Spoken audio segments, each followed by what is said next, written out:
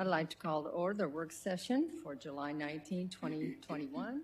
We are all in attendance. We have one item on the agenda, and I'd like to remind council that staff will be pausing intermittently to answer any questions.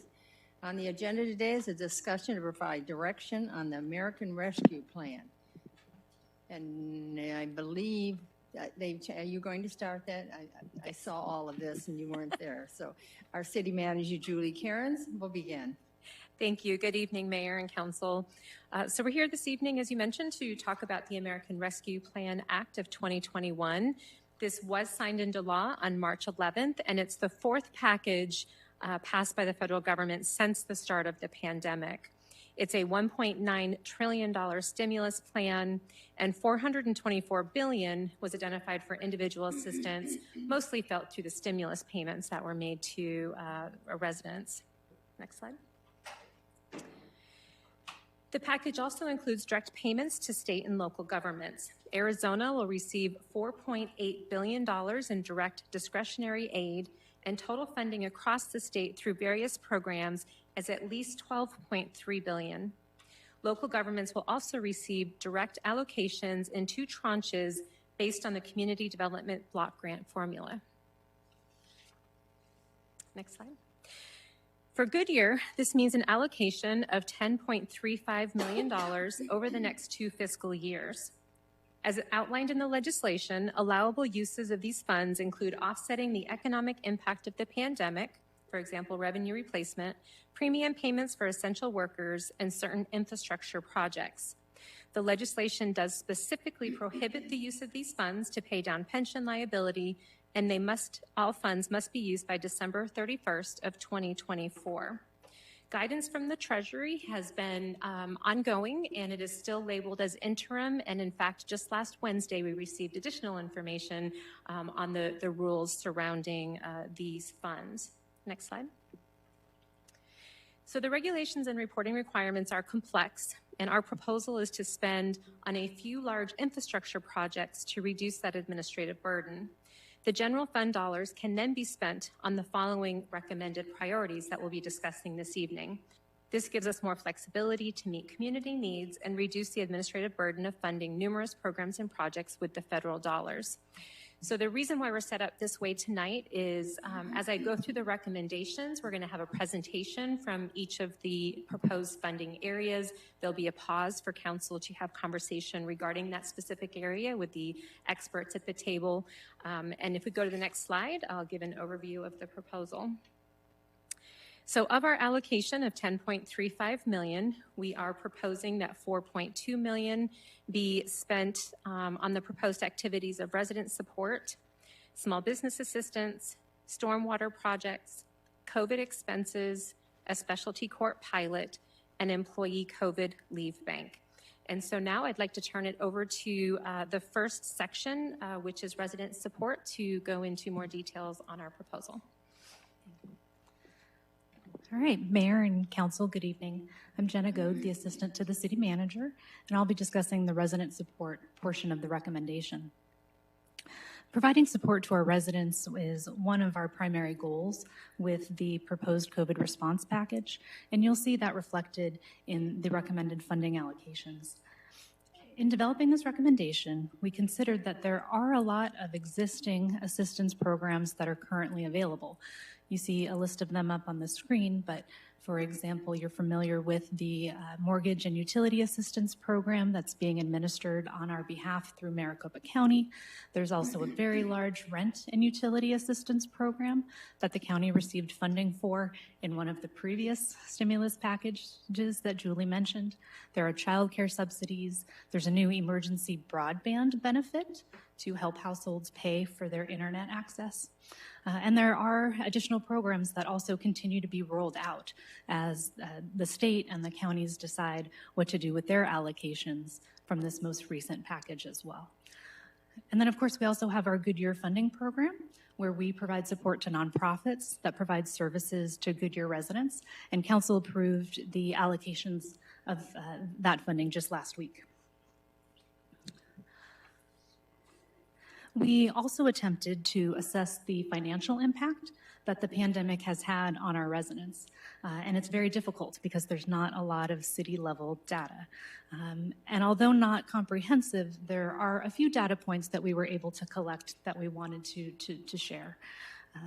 For example, Goodyear's unemployment rate is lower than the average for the state and is just a little bit higher than the national average. We are seeing delinquencies for both city utilities and HOA dues that have not increased. They're at the same level or lower than they were in the year prior. We did an informal survey of the HOAs, and they reported they've not seen a rise in their delinquency levels, and we also have not seen a rise in delinquencies for city utility bills.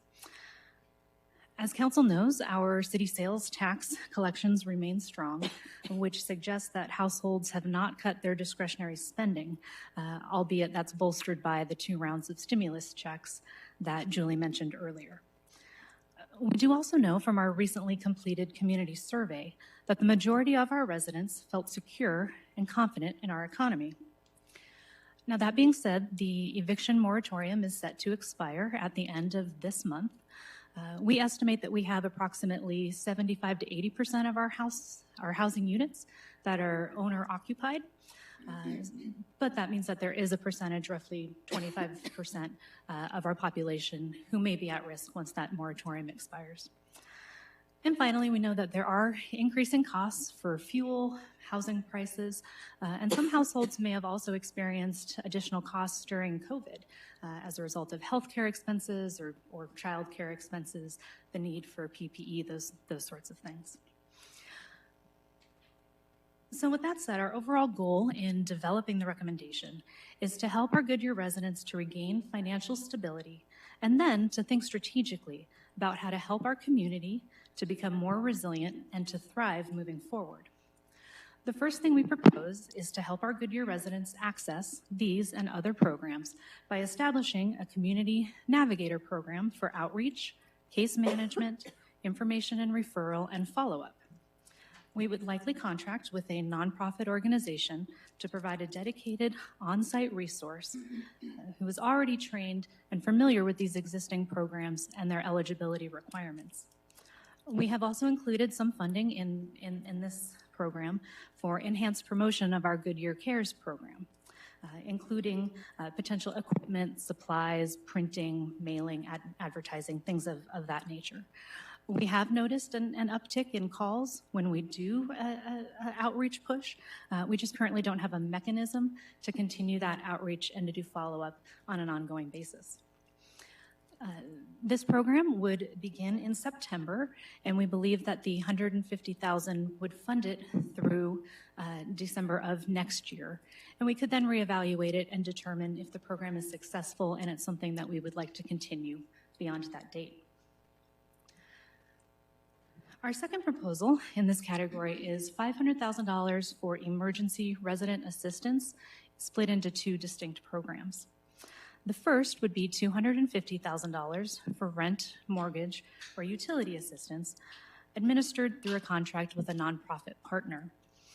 We would look to mostly match the eligibility criteria of the other COVID programs, except that in this case, we would have much more control over the application process and how the program is administered. Generally, those criteria would include that households would be under 80% of the area median income, which for Goodyear would be about $63,000 for a family of 4. And if that number sounds familiar, it's because that matches the definition that HUD uses for low and moderate income families who can benefit from our CDBG dollars. We would also look for households that have had a COVID impact, either as a result of income or some sort of increased expenses, as I had mentioned earlier. And for households that are facing either homelessness, housing instability, or some sort of unsafe living condition. We would provide up to 15 months of support with a maximum benefit of $3,500 per month.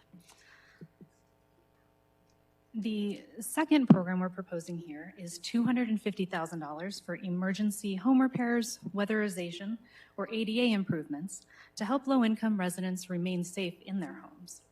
This would also be implemented through a contract with a nonprofit provider who would be the ones to actually go out and do these home modifications. Again, we would be targeting the program at households that are under 80% of that area median income. And for both of these programs, we would propose reevaluating after 6 months. As Julie mentioned, there's a lot that's changing right now. New programs continue to roll out. So we would propose that we reevaluate after about 6 months, check and see if this was the right amount of funding, whether there are any other regional or state programs that get implemented over that time. And perhaps we might be able to identify gaps as those additional programs roll out that we could then fill with our more flexible funding. So we may come back to you in the future with a recommendation to reallocate some of this funding, but this is where we would like to start. And then the third proposal is to earmark about $3.9 million for future community needs. As the council knows, we are already engaging with a consultant to develop a community and neighborhood services master plan to develop a roadmap for human and social services in both the short and long term.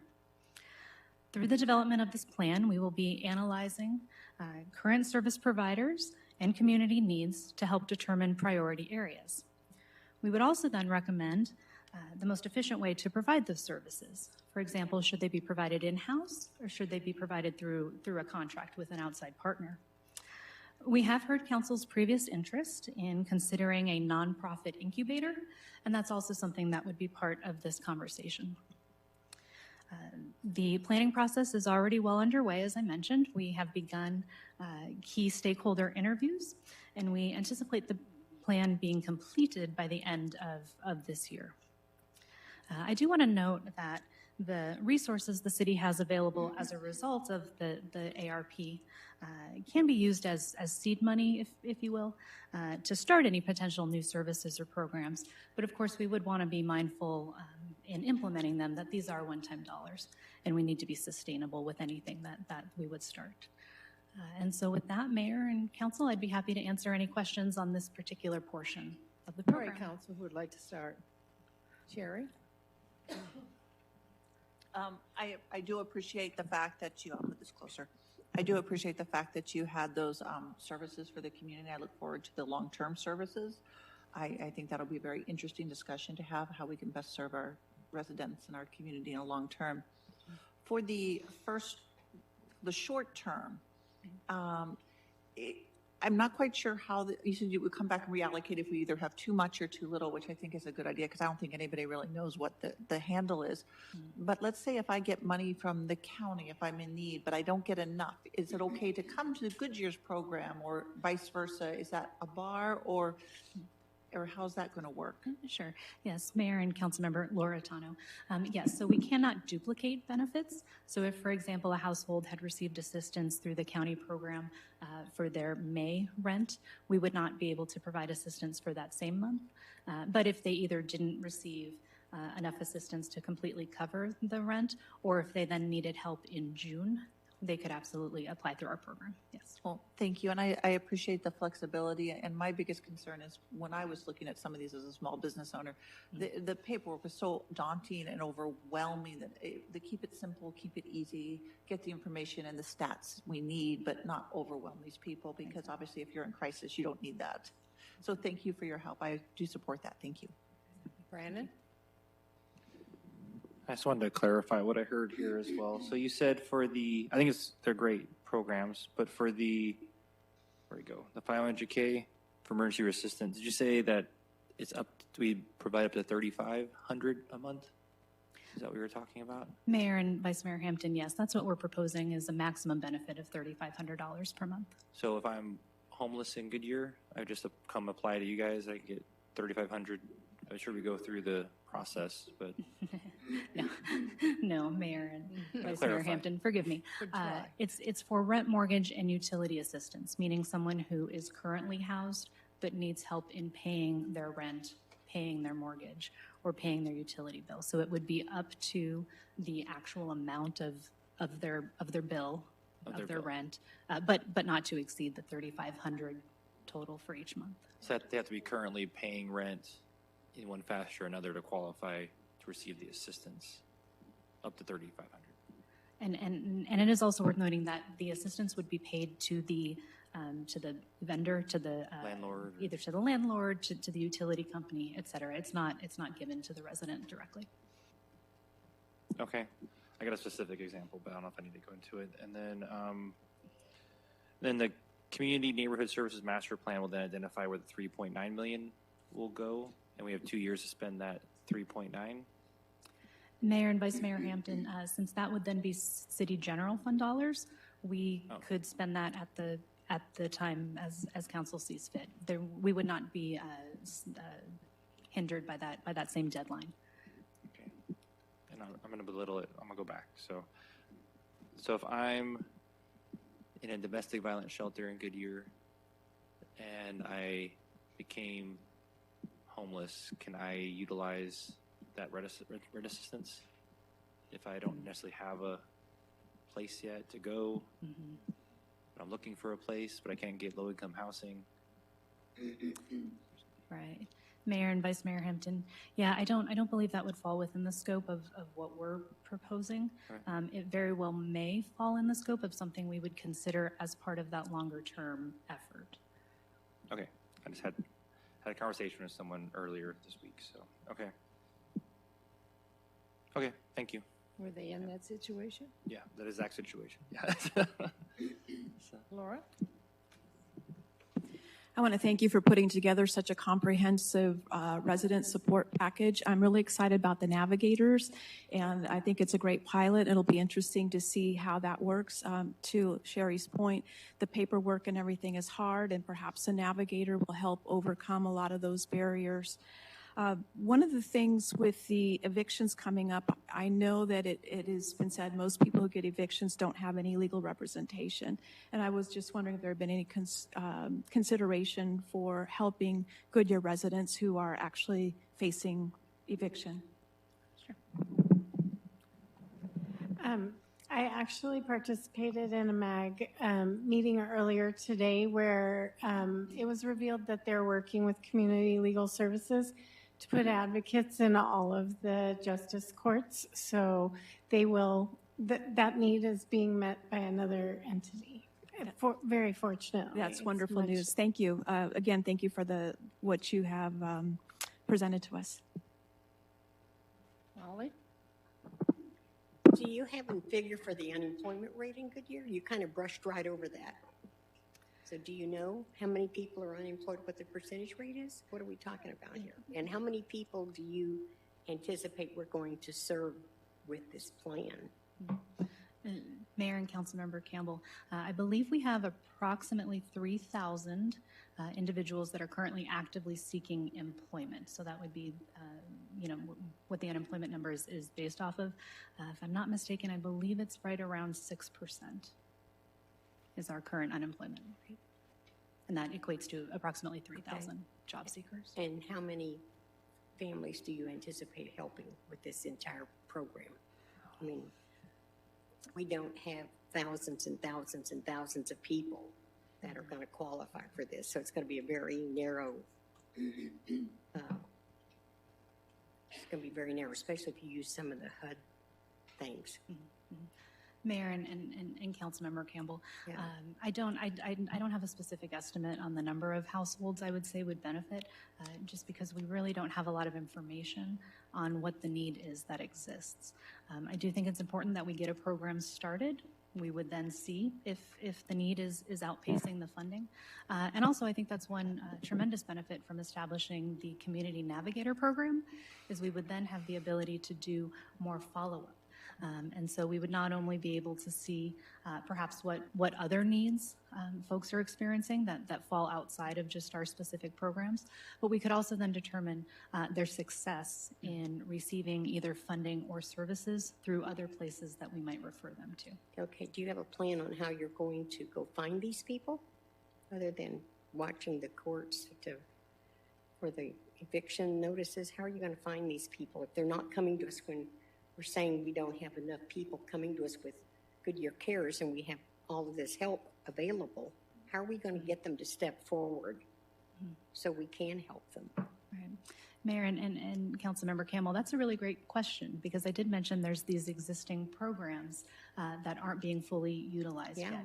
yet. So just by way of example, a few of the ideas that we have could be having the Navigator go to locations throughout the city, be that either city facilities or perhaps even HOA or other neighborhood facilities, so that there's someone who's there on site and we're not asking them to come here to us at City Hall. Another idea could be to send a mailer or some other communication in the mail to either folks who perhaps are behind on their utility bills or who live in areas where we know there's a higher concentration of low and moderate income residents. Okay. So we do have some ideas, but obviously it would take a more concentrated push than what we're able to do right now. Okay, I know we had a difficult time trying to identify seniors when we had the ability to give free meals, because they're interspersed throughout the community. They're not in just one area. And we relied a lot on the churches to get the information out with flyers, and I'm sure they'll be willing to help us as long as we keep it only in Goodyear, because it's only for Goodyear residents. And then we can be prepared to tell other people that apply where to go if it's not in Goodyear. So I wonder if we could get, when you when you look at this again in 6 months, I wonder if you could get back and let us know how the program's going and how many people you're actually serving, so that we have an idea if in fact this is a viable program that we do want to continue. Because, you know, when you start something, nothing's worse than not able to continue it. And once you start something, you want to be sure you can keep it forever, or forever, however long you need it. Right. So Right. I'd be interested to hear the figures. Bless you. Bless you. Mayor and Councilmember Campbell, yes, absolutely. And as I mentioned, that is one of our hopes through the Community Navigator program, is that we would be able to keep better track of who we're serving, but also then that ultimate result. If we refer someone somewhere, were they able to receive whatever the benefit or the services are that they were seeking? Okay. And if the answer is that they weren't, well then why? Is it because they didn't qualify, because they didn't have their paperwork in order, in which case the Navigator could help them to get those documents together? So we want to help to connect people to these programs, but also make sure that people are more successful in receiving the benefits that they're eligible for. Okay, my last question, does the $150,000 cover hiring someone to be the Navigator? Because I don't know that we have a staff person just sitting around waiting to be a Navigator. So we obviously have to bring someone new on staff. Right, Mayor and Councilmember Campbell, our idea is to contract with a nonprofit organization. There are several nonprofits who provide benefits navigation, enrollment navigation type services. And so rather than hiring a staff member, we'd like to turn to one of those nonprofit partners who's already familiar with the programs and could help us to administer that. Hopefully you find a Goodyear nonprofit that you can utilize. I'm sorry, ma'am, I missed that comment. Hopefully you will find a Goodyear nonprofit that you will be able to utilize, if possible. Thank you. Absolutely. Thank you, ma'am. Any more questions before I ask? Bill? It's not really a question, just a comment. This has been in our discussion forum for months, if not the last year, actually the last year. And I really appreciate how everyone has kind of come together and listened to everything that we've been saying for the last year, put it all together in a nice little bundle that we can get the support out. This is our third round of federal stimulus money and an opportunity to do some good in the community. So thanks for working so hard to get it all put together in a nice one-stop shop. Joe? I also like to echo the thoughts of Councilmember Stipp. I appreciate all the efforts that you put into this, but I'm really looking forward to the residential support plan that you're working on, because we've always had those discussions when it comes to community funding. You know, as far as just spreading it all out, we'd like to come up with a plan where the best dollars can go to get the best effect. So I'm looking forward to that plan when it comes out. Thank you. All right, I'll be next. I guess you have to start believing in angels. Definitely. So I've always thought, you know, when you talk about the unemployed, and I look at the number of companies that we're getting, and there'll be 1,000, 2,000. I mean, is there any way that we could contribute to workforce training? So, I mean, going to each of these companies and letting them know, well, once we have this policy down so that they feel secure, it would behoove us to work with every company that's here. And I think if you paid them for that workforce training, well, they don't lose anything because they find a trained resident or whomever, homeless or whomever it is. So there's so many times when I talk to the CEOs, you know, they talk about the jobs. Well, it's so kind of like a bubble. Okay, well, who's going to get those jobs? We ask. Goodyear people going to get those jobs? I don't see us, I don't see me, and I don't see the council talking to the companies and making those suggestions. You know, just like the last, this is a little bit different, but the last one I looked that came to present housing, you know, I asked for a fire station. You know, I think we need to start asking these companies for things that the city needs to be advantageous for our residents. Good job. I do appreciate this. When you read through it, it's a lot of figures to figure out. And then you've got behind this whole program is trust. Trusting that the information gives you right answers. Trusting that somebody doesn't take the cream off the top and deceive, you know, and people that are working in the program. And so you hear these kind of things all the time. So I think monitoring the people that we hire and substantiating from this side of it, by the government, everything we do. So if it's questioned, we can go forth in a very positive way. But thank you. A lot of work. Absolutely. But the citizens deserve it, so I'm fine with it. All right. Thank you, Mayor. Then we'll move on with the presentation. Good evening, Mayor and Council. I'm Dara Mann, Economic Development Project Manager for Small Business Development.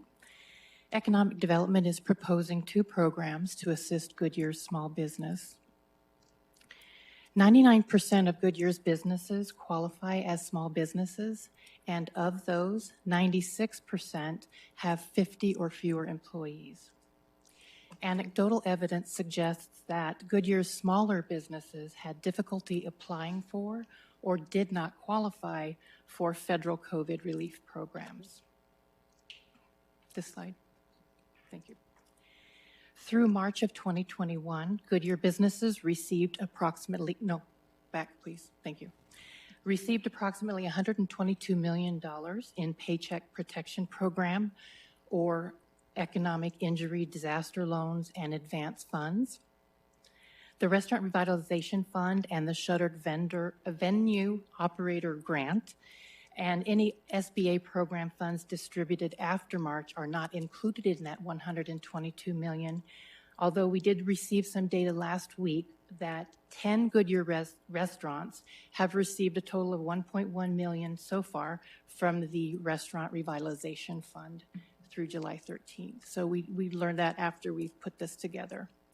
And then finally, the data received from Maricopa County indicates that 59 businesses received funds from the Maricopa County Small Business Relief Grant for a total of just over $1 million. Next slide. 10 weeks ago, Economic Development conducted a needs assessment asking Goodyear small businesses about the effects COVID is having on their business and to indicate ways in which Goodyear could be of assistance. 68% of respondents have experienced a large or moderate negative effect due to COVID, and nearly half of the respondents have less than 1 month's cash on hand. While 68% sought financial assistance from federal, state, or county programs, only 43% had received any funding as of mid-May. When we asked which types of business assistance would be beneficial, the most popular types were marketing and social media exposure, COVID expense reimbursement, workforce and HR assistance, and accounting and legal services. Next slide, please. The first program we are proposing is a Goodyear Small Business Relief Grant, utilizing $2 million of the Goodyear COVID response funds. The program would reimburse eligible businesses for actual expenses up to a maximum of $20,000 per business. Qualified business expenses include mortgage or rent and utility payments, PPE, personal protective equipment, or other non-wage related COVID expenses. We would contract with a funds management nonprofit organization to administer the application approval and funds disbursement. In order to help the hardest hit first, eligibility for the initial application round would include for-profit and nonprofit, sole proprietorships, corporations and independent contractors, partnerships and LLCs with a valid employer identification number, with a brick and mortar location in Goodyear, not located in a county island, employing 25 or fewer FTE or full-time equivalents, and have less than $3 million annual gross revenues. They must also have experienced 25% or greater reduction in year-over-year gross revenues due to COVID. As Jenna mentioned, we too would evaluate the program after 6 months. Next slide, please. The second program we are proposing is a $1 million small business technical assistance program. Eligible businesses would not receive funds directly, but would instead receive individual one-on-one technical assistance up to a maximum of $4,000 and unlimited access to shared classes, workshops, and pre-recorded webinars over a 6-month period. Again, the application approval and funds disbursement process would be administered contractually with a funds management nonprofit. The technical assistance program would be managed by a separate third party contracted to connect the qualifying small businesses to the industry experts for instruction, skills training, and consulting. Eligible businesses, the parameters would include the same as the other program, broadening the eligibility to add home-based businesses as well, if they're located in Goodyear, and increasing the FTE to 50 or fewer employees. A Goodyear business that meets all the other requirements, has a brick and mortar location, could potentially qualify for both of these programs, so they could take advantage of both the reimbursement program as well as the training assistance. Again, we would reevaluate at 6 months. Next slide, please. Thank you. Any questions? Joe? Timing-wise, this is kind of perfect. I was meeting with a couple owners this morning over coffee, and one of the things they were telling me that they really need help in is recruitment. And we hear that all the time out there. It's difficult hiring people. They even made a suggestion and said it would be so nice if Goodyear had a hub where they had a list of all the businesses and then some of the companies that are recruiting and what they're looking for to try to draw the employees into the city. He says, because they're all having trouble finding good quality people. But it would be nice to have one central location where they could get that information and what kind of qualifications is needed, and even if they're training for the fill those positions, so that we kind of promote Goodyear as a place to work, you know, with the quality. And we have some great names out here in the city. And I thought, you know, that was kind of interesting, so I was going to pass it on. So this is a perfect place to pass it on. Thank you. Sherry? First of all, thank you very much for including the smaller businesses. I think they got overlooked as a small business owner in a lot of these programs. And I know there's been a lot of struggling, and things are going to go up and down for a while. So I do appreciate this. I agree 100% with what Joe said. It's not just your bigger business. Recruitment is very difficult. We had 2 spots to fill. We went on Indeed, you know, reputable site.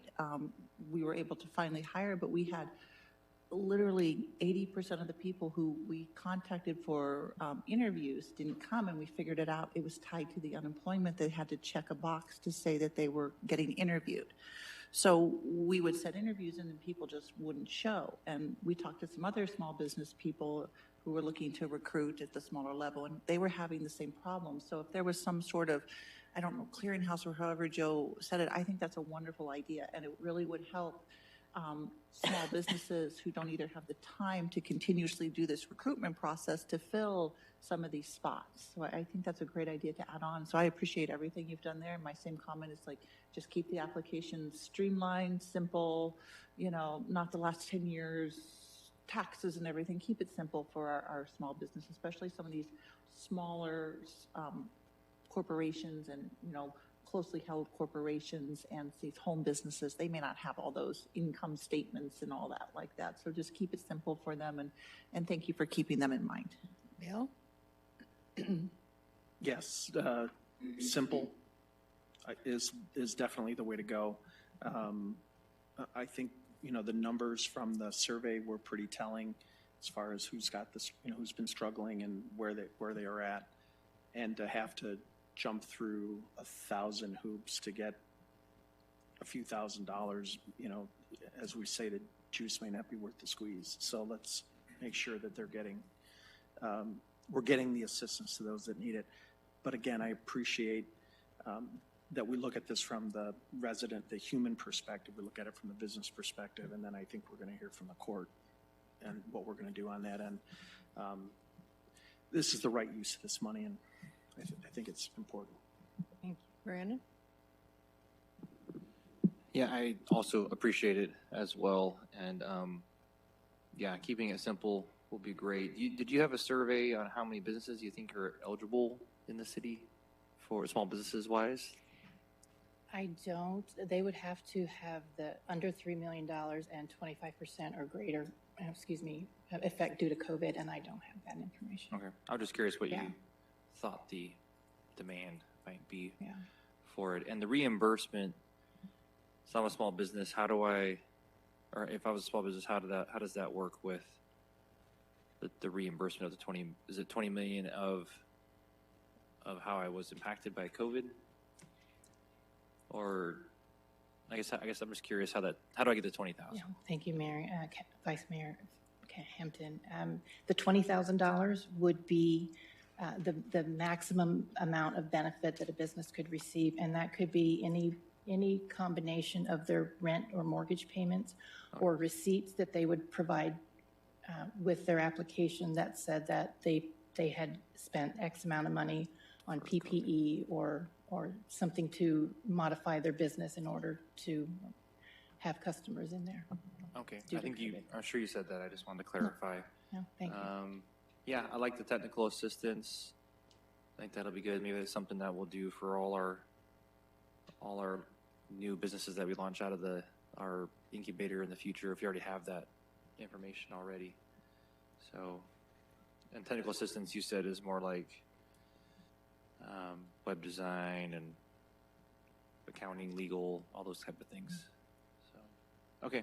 No, I appreciate it. I think it'll be good. Small businesses are definitely needed to keep going here. So, thank you. Counsel, you finish asking? Well, my question's always around, it seems like through the years, part of the problem with people that are in need is getting someone to answer a phone. It's getting someone to call them back. And then the embarrassment that they don't understand how to fill the paperwork. So it's almost like they need counselors.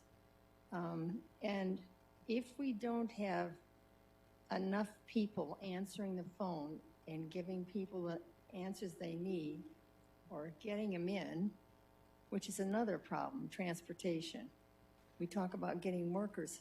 Well, many of the people that are out don't have a car, and they need a bus, but they need something to get. If we even had job training, they need, to be able to get to it. Mm-hmm. The other thing is that, and I'm looking at all this on the personal of people and their daily lives. So what does the mother that's single and has 4 children at home? Can she afford a babysitter to come in and take the interview and fill out the paperwork? And I'm going to tell you, since Ron's died, I have so much paperwork I have to fill out. I have no idea how to do it. I've had to go and get help with it. And I find the other thing is companies love things sent over and over and over and over again. And if we don't have a system that's accurate and quick, it really does discourage people from even applying. So that's my only comments. But listen, you got a big job ahead of you. Thank you. Thank you. You're welcome. Wally? I agree. I like Joe's suggestion, and I'm wondering if it's legal, if we could have like a job hiring board and all of the businesses in Goodyear send us who they hire, who they want to hire, and who to contact. If we could have, I know we do it for the city jobs. We can go on the city website and find out what jobs are available for the city. I'm wondering if we could, or maybe it could be on your economic development page. I don't know. Like a job fair? Yeah, like a job fair, but list the jobs, list the jobs that are available. I've talked to some folks that say they can't hire at $24 an hour because people don't want to work. And then this morning at breakfast, the manager of the coffee shop said, I hired 6 people and only 1 showed up. So I think they have a problem finding people to come to work. And if they don't have people to come to work, they can't stay open and they can't make the money that they have to make. And that's what's so heartbreaking when you go to these restaurants and they say the inside's closed for lack of help. So I'm wondering if there's some way maybe we could advertise for them too, or, you know, I don't know. I don't know if as a city we can do that, but it seems to me it would forge even a better partnership with the businesses of the community if we say, send us your job listing, we'll post them, and let, you know, they post as well, but hopefully maybe we could help them find skilled workers that they need. And it's our residents, we hope. Do you suppose with a program that's been in process and people were able to get money quickly and people liked it and spent it and lived on it? And so now we're giving them more. So what an incentive to keep that going, you know, not to be able to do what I want to do at the pace I want. So again, it always frightens me when I see so much money going out without any criteria. I mean, okay, the government sent me some, and I kept going, why, what? You know, how am I going to spend this? Because my expectation was not there. So that's another thing. I just don't want to see us get wrapped up and not be able to go the right way. I'm not against this, so that was just observation on my part. So, thank you. We will take all that under advisement and see what we might be able to do to provide additional support in those areas that you mentioned. Are we allowed to go into the schools? Are we allowed to go talk to the senior classes in the different schools? Is that hard for us to get into? I'm just thinking if you start looking at the businesses so far that haven't started hiring, you know, the WestMec always looks into that, but I think if the schools would go a job market at the level that some young people could go to work their way through college and, you know, help that way. And appreciate those suggestions. And again, we'll take that to heart and take a look at it and see how we might be able to support our businesses in this area. Thank you.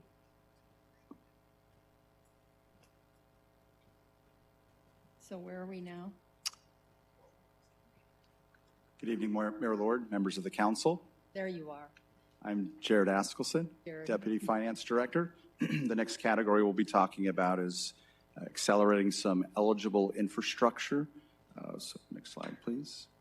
Specifically, we'll be talking about stormwater projects. We'll be looking to accelerate about $2 million of planned CIP projects that are currently in our CIP in fiscal years 2024, 25, and 26. The projects will reestablish the stormwater capacity in the Bullard Wash from McDowell Road to MC 85. Are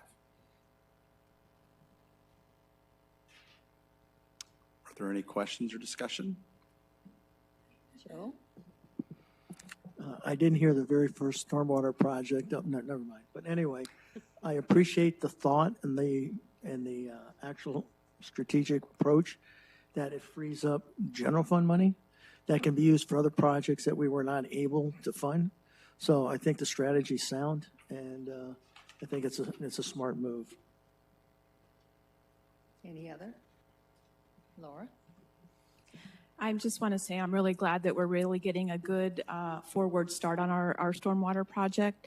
It's really critical to the environment, and I know that stormwater is subject to a lot of very stringent regulatory requirements, so I think we're really positioning the city well. So thank you. Any other comments? We'll go ahead and we'll move on to the next category, which is $500,000 in COVID expenses. And what we're looking for here is direct city expenses related to COVID, whether that be vaccination programs or personal protective equipment for city staff or cleaning supplies. Additionally, we're looking for potential oversight, administration, and reporting. As of today, they haven't finalized all of the regulations on the federal funds, so we would like to have the opportunity possibly to fund any additional oversight, administration, or reporting that may come about over the next couple of months. Molly? I should have asked you this when you did your presentation to us as council members in our small groups, but is there the thought that we're going to be able to stockpile some COVID equipment, personal equipment, so that if we go through this again, we're not scrambling? I don't know if that money can cover some of that, if you're planning on that. Mayor Lord, council member, we're looking at what should be the appropriate amount of supplies that we have on hand now that we've gone through an incident such as this. We'll be looking at what supplies we should have on hand and make sure that we have what's necessary if we were to go through an event such as this again in the future. So you would be providing the personal equipment to the firefighters, to our fire department as well. So we need to be sure that we have what they think they need, so that they're not shorthanded, because we don't want to be scourging around trying to find protective equipment to keep our employees safe.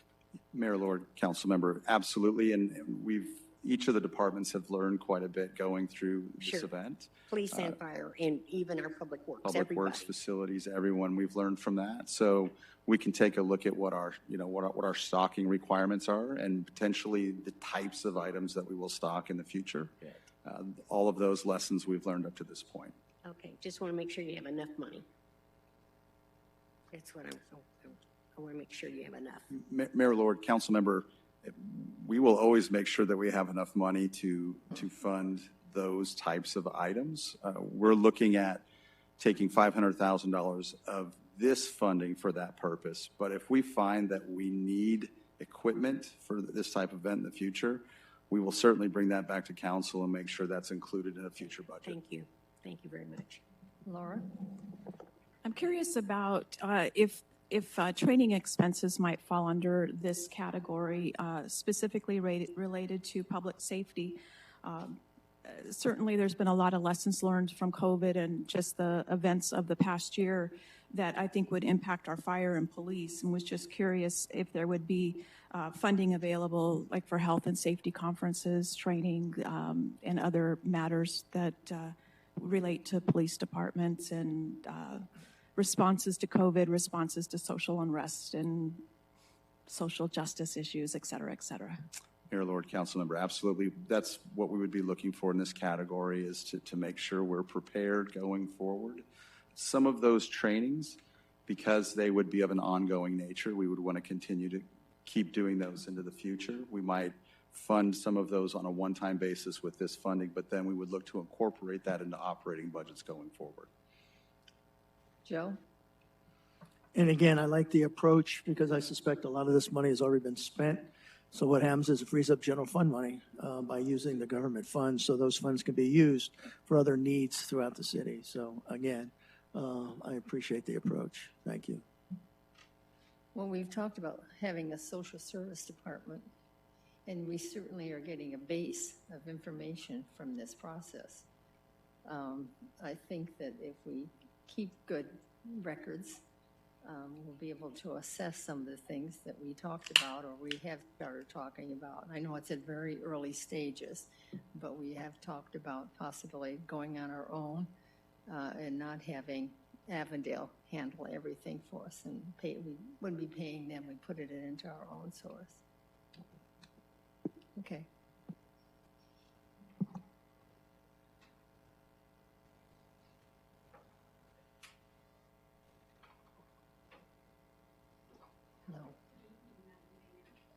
So, are we on? Good evening, Madam Mayor, esteemed members of council. My name is Mayra Galindo, and I am the presiding judge for the Goodyear Municipal Court. And it is my pleasure today to present the Goodyear Problem Solving Community Court Pilot Program for your funding consideration. In collaboration with the Goodyear Police Department, the Goodyear City Prosecutor's Office, and local health services, the Goodyear Municipal Court would like to pilot an in-house specialty court program. Specialty courts are therapeutic courts. They allow for problem solving for low-level offenses and people, of course, that are faced with challenges such as mental health illnesses, substance abuse issues, veterans that need a hand up, and those experiencing homelessness. There are some limited regional court programs such as the Maricopa County Regional Homeless Court Program, the Stand Up for Veterans Program, the Stand Down for Veterans, and Superior Court Mental Health Court. By providing our own specialty court here at the City of Goodyear, we can adjudicate cases faster and control case activity by not referring cases out to these regional court programs. This would increase access to justice for the community here in Goodyear.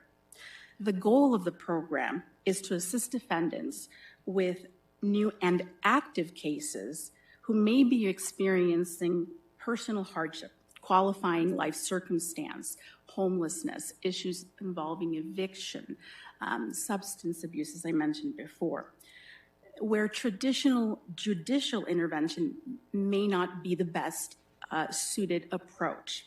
At its core, problem-solving courts help defendants address underlying challenges that may result in these low-level offenses while simultaneously addressing recidivism and increasing public safety. This pilot program provides a team-based approach regarding treatment, supervision. It is evidence-based in its application, in its treatment, and incentives and sanctions. A collaborative, non-traditional approach to judicial system that would impact the quality of life of the public while still addressing the charges and increasing community engagement is the goal. Defendants may be referred to this problem-solving community court, by police department, by prosecution, by defense counsel for eligibility. Following national and local models that have proven successful, Goodyear will adopt practices that will allow qualifying defendants to voluntarily participate in the project so that they may be referred to a mental or social life circumstance navigator, or we would call him a facilitator, but we actually are very engaged with this notion of the navigator that we are discussing and we've heard in prior presentation.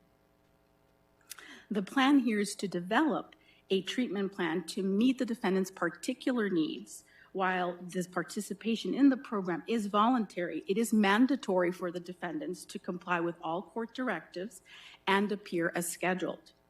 It's a team treatment plan that will be developed among the court, the prosecutor's office, the public defender's office, as well as the navigator. Once the defendant successfully completes the program, their new criminal charge, if this is a new case, or their current case, their charges may be dismissed, may be reduced, or for existing cases, the sentence may be satisfied through the satisfactory completion of this team approach program. Funding in this pilot program will be provided for the following: 2 hours of pro tem coverage per week to add this problem-solving docket, funding for additional court staff support, funding for contract court-appointed counsel, and of course, the linchpin here, which is our navigator, funding for the navigator. The anticipated timeline for our first problem-solving specialty court docket will be within 1 year of funding. This allows us the adequate time to structure the program properly, to hire essential staff, to secure the proper contracts for this problem-solving community court to succeed. I would like to share with the council a very brief video that captures the essence of a problem-solving community court, if you will indulge me. I'd like to share with you a real-life story of how the Mesa Community Court is changing lives.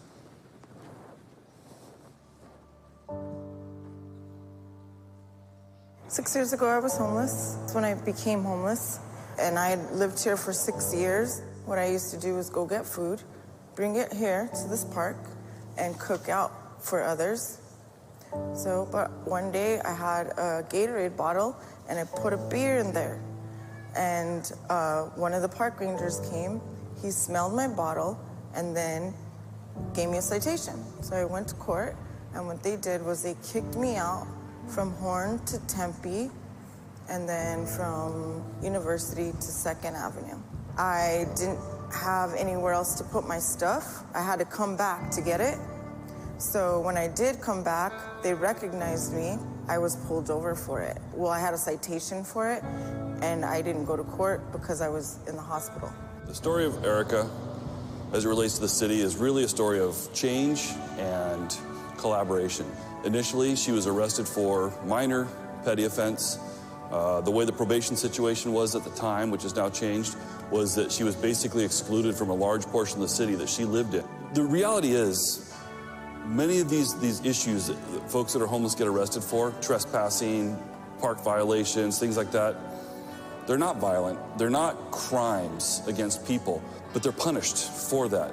And the reality is all that does is push them farther and farther down in their circumstances. And what they really need is help to help remove some of the chaos in their life so that we can help bring them into self-sustainability. So I knew I had a citation, and I knew I had a court date that I was supposed to be at, and I wasn't there. And so my attorney was like, you just got out of the hospital, you're still sick under doctor's care, I don't want you going to jail. So he's like, I'm sending you to community court. So I was very grateful for it, and then I just went through the processes, and I mean, it helps more than being in jail and then getting out of jail and still not having anywhere to go. Every single person has different needs, has different circumstances, and some may have addictions, some may have mental illness, some may just be homeless for unfortunate circumstances and just need that hand up. What we try to do is find what those person's needs are and help them get their needs met.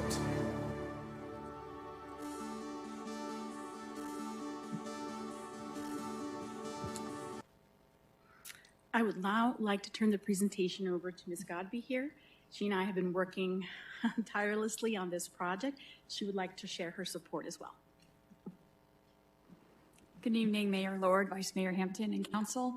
These funds give us a unique opportunity to better address many crimes that are considered low-level public nuisance offenses that have high recidivism, impact on our quality of life, and place a real strain on our criminal justice system. I spent my career prosecuting some of our community's most dangerous criminals, and I often see the same defendants over and over revolving in and out of our criminal justice system, taking up valuable police and court resources. To tackle these issues, cities across the state and country are looking to community courts as a way to help address mental health, homelessness, and substance abuse. They are finding that incorporating treatment lowers recidivism rates and makes our community safer. Currently, as the judge mentioned, Glendale is the only West Valley city to have a mental health court. There is no West Valley city that has a homeless or a veteran court. The closest homeless court to us is in Phoenix. We know that mental health, homelessness, and substance abuse issues are impacting every city across this state, and this impact will only increase as we grow as a city. This proposal will not only continue Goodyear's reputation as a leader, but it will give us a chance to get in front of these issues and keep our residents safer through an innovative three-tiered approach. Tier 1 is our HOT team, PD's homeless outreach that can divert and connect defendants to services like community bridges. Tier 2 is going to be this new community court. It allows us to deal with many defendants that have underlying issues that, if left untreated, will result in multiple contacts with the law enforcement and our criminal justice system. Currently, treatment, specifically mental health, is really only available at the felony level for many individuals in our criminal justice system. From a public safety standpoint, there is a compelling community interest in connecting defendants to needed resources and treatment before their criminal conduct escalates to a felony level. A successful community court allows us to do just that. We will always have a Tier 3, which is our traditional prosecution track, where we will be handling most of our misdemeanor offenses and our victim crimes. But adding a community court, this third tier, for defendants who need more services and support than our traditional prosecution path, gives us the flexibility we need as a growing city. Although there are critical steps we need to accomplish in the design and implementation steps, this proposal gives us an exciting opportunity, and I'm proud to be part of this collaborative effort. I look forward to the day when we can hold the very first West Valley Community Court, because I know it will allow us as a city to better address the needs of our community and keep our residents safer. Thank you for the opportunity to speak in support of this proposed program. Thank you very much. If you have any questions, we'd be happy to answer. I'm throwing it out to council now. Brandon? I think it's a good program. Will we be able to do everything that was in that video at this court on our own? I'm curious what the team approach. Can we do the team approach, everybody that we need here in Goodyear? The only thing that we're missing is the Navigator, which is the critical component in this framework, because the teamwork is, in essence, it's the prosecutor, it is the Navigator, it is the public defender or defense counsel, and the judge. And so we work collaboratively in a way where we can craft a solution specifically for that defendant so that that person can succeed. What we are missing is, of course, the Navigator. And is that Navigator the same Navigator that we talked about earlier? We would love to The share. separate Navigator? There was a question posed earlier in reference to how do we get these people to us? We would love to feed the people to you, because when we open up our dockets, anyone can refer them over to us. If the judge suddenly sees something during the civil traffic hearing that says, I think you would qualify, they may refer them. If prosecution during a pretrial conference has a red flag and says, I think you would be appropriate for community court. PD, hot team, can say, you really need to have this, they'll refer them out. Once they are with us, then we can identify those particular needs in reference to possible substance abuse, to homelessness, to a veteran status situation that we may assist with. And then for those programs that are being proposed by management, we can then funnel them over to them in the assistance that they're going to be providing. And a couple questions. So I know it's going to grow, like you said, but is there a large, how many do you refer out now? What's the demand now for those two populations? What we've noticed, and of course I'll have Ms. Godby here speak to this as well, what we've noticed is that we do refer them out to Veterans Court, but what we're noticing more is that they come back without any success because the process is cumbersome. They have to go to Phoenix. There are transportation issues. So Judge, can I just deal with this with you? And so I can't tell you we have 10% to 25%, but because we're at such an early stage, we've noticed that there has been an increase in people that have returned without successfully completing in those regional court programs. And is the court for, I know it's our residents, but if Avondale or Buckeye have those same needs, will they be coming to Goodyear or Surprise or At this juncture, Peoria? we would tailor it to the needs for Goodyear right now to determine our ability to provide the services needed. And we are always open to evaluating in the future if the resources are available, if the platform needs to grow even more. We have, at this point in time, we'd like to focus to the needs for our community right now.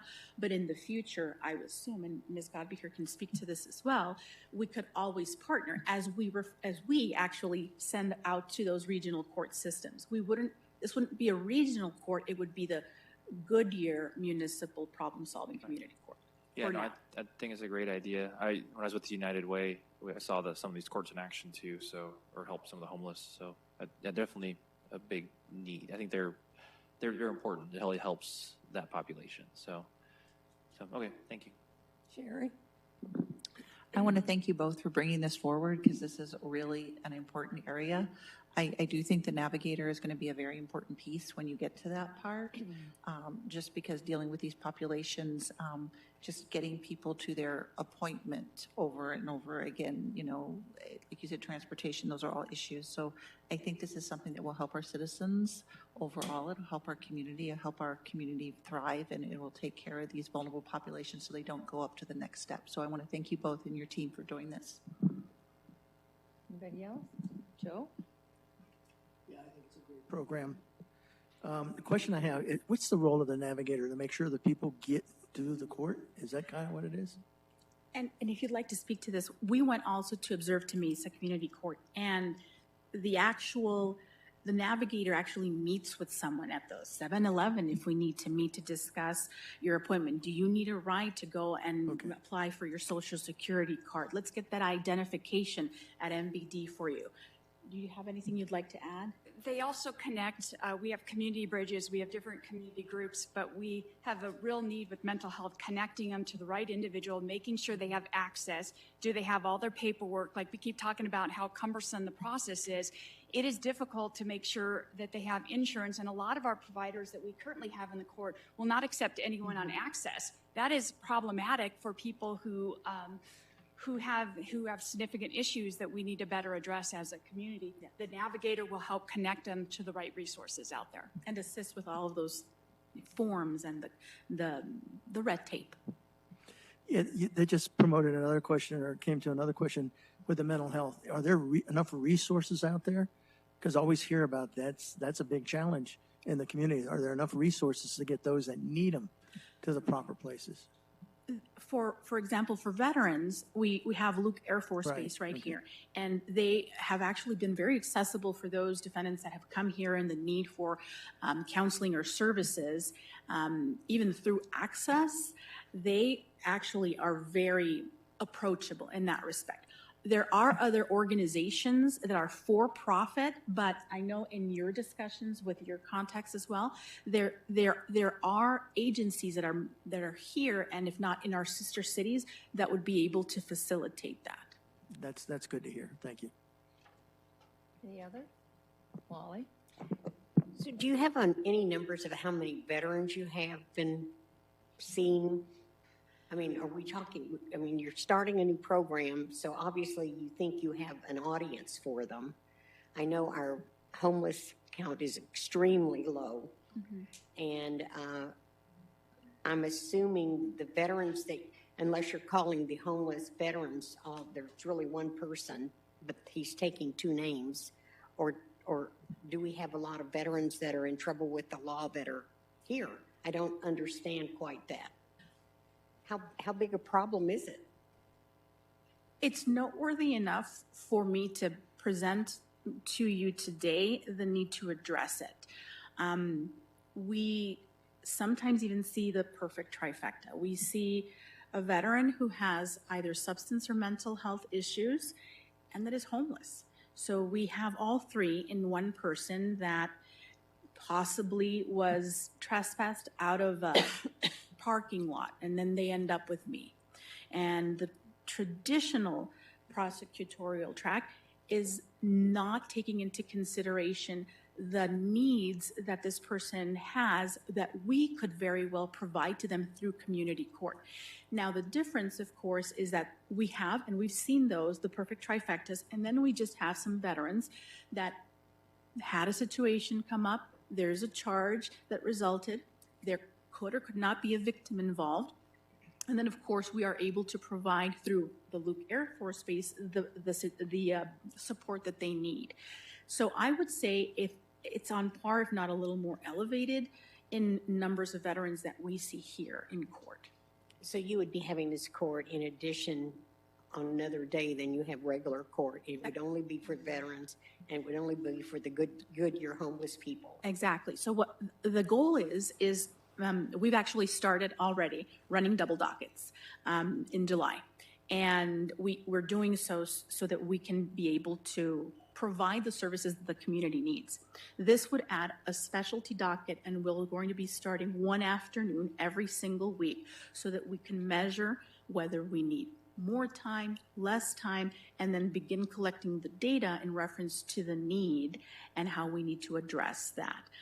It would be a specialty docket just for all of those issues that we discussed, both Ms. Godbehere and I, focus for that docket. Okay, my last question is when our police department cites someone within Goodyear, they are to come to your court and not go to any other court. If it happened within the city's jurisdiction, absolutely, yes. Right, but otherwise, so Glendale won't be sending their people to our court. At this point in time, no. Okay. I mean, that would be something in the future that we could discuss and evaluate, because we need to first see how this tailored approach would fit our community's needs. Okay, I'd be curious after maybe a year or 6 months or something, if we could have a feedback of how it's working, how many you've done. Just kind of give us an overview so we will know if it's really working. Because if we're going to go and promote this, once we know it's up and running, we'll be talking to people and telling them we're starting this. So we'd like to know how successful we are. Absolutely. If we are doing this correctly, if I may, it's going to take a while for us to design and implement the program. We're just on the beginning level, and we've been talking about putting this in the future. And the exciting thing is when these funds became available, we thought this would be the ability to hire a navigator and somebody to assist us in the development of the program. So that's why we're really looking at about a year out before we can hold our first docket. So we have some time, and when you ask the numbers, we have to develop what is the criteria that we're going to look at, what are the crimes that could be eligible, not eligible. There are a lot of steps that we need to take to figure out and then even run the numbers in our docket to see how many, because we don't want to be overrun. We want to be able to give individual care, and it's probably important as we start and we work through the kinks to keep it a low amount of defendants so we can really give them the treatment and the services that they need. So all of those things will be developed, but I don't think we have enough to have just a homeless court or just a veterans court. That's why we're looking at a specialty court. And I think the biggest need that I've seen is mental health, because currently we really don't have the ability or any services when someone comes in to deal with that issue. And if somebody is just getting time served and then they're coming back and committing the crime and getting time served again, it's not making our community safer or helping anybody. Okay, thank you. All right, then it's really interesting because I think today I asked our city manager that, we have a medical cluster in Goodyear now. And why can't we have mental health to go along with that? And I don't know why we couldn't. It's an honorable profession, and people at a different mental level. I mean, sometimes you're in a family and it's small, and it grows, and then of course drugs, and so that I would really like to see that. Secondly, I went to Glendale to the stand, I think I'll call it Stand Down. It is amazing. I stayed for the entire day. People came in, and women got haircuts, men got haircuts. Then they went in and talked to the lawyers. People were forgiven for tickets. People got their driver's license back. It was just amazing, the services they offered. And then in another room, they had the job market. So people would come up, and of course, when somebody got a job, the mayor has this big bell. I don't know where to get one. He rings the bell, and everybody cheers. And so these were veterans. These were just some typical street people. They design it for the veterans, but they don't turn anybody away when they come in there. So, and then they find a way for, if they need, many of them want to go back to work in some capacity. Their bodies are filthy, their clothes are filthy, they don't have transportation, and it's so, the problem becomes so big that they just give up. But something like this, where it shows respect for the individual, this is the way I'd like to fight homelessness. I really think, and that's why I'm against some of these programs, and because I don't think they work. You know, they give them some place to sleep and turn them out on the street. Or the churches feed them and they go back out on the street. Now, you're going to have people that are very stubborn, but there may be circumstances beyond their control which would put them in a program. So, thank you. I think it's a great idea. Thank you.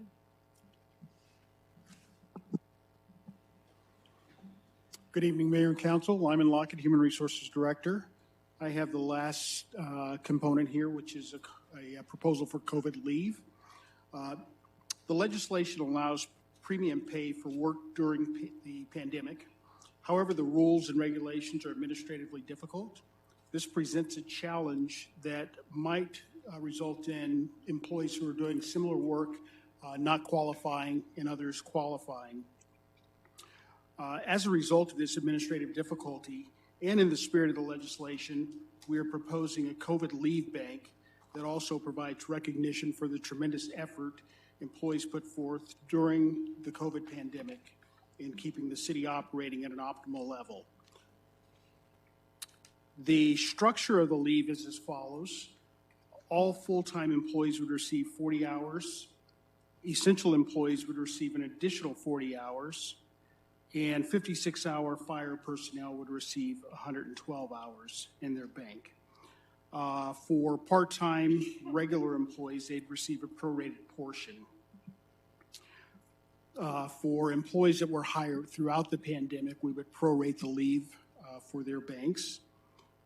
Leave could be cashed out at any time, and leave must be used by September 30 of 2023.